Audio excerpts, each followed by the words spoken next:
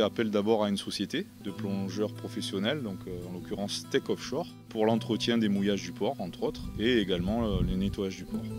Donc chaque année, on programme une campagne de nettoyage. Depuis, on a commencé en 2011. On était à peu près 10 mètres cubes de déchets, divers et variés. Aujourd'hui, on sent ce cubage régresser. Bon, heureusement, ça porte ses fruits.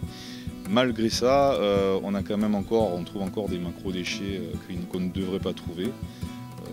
Entre autres, là, comme vous pouvez le constater, des pneus, mais également, ce qui est quand même assez inquiétant, c'est qu'on a encore trouvé cette année des batteries, 2 batteries.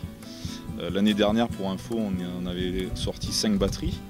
Donc nous, ce qu'on voudrait, c'est qu'on ne trouve plus ce genre d'objets dans le port, parce que au niveau environnemental, ça fait de gros dégâts.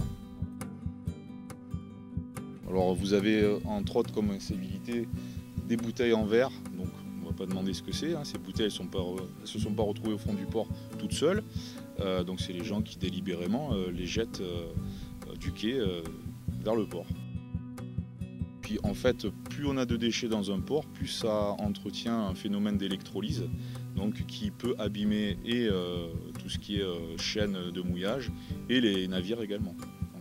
Donc plus on enlève de déchets, mieux les eaux du port se porteront en fait, hein, et donc on aura moins d'électrolyse forcément.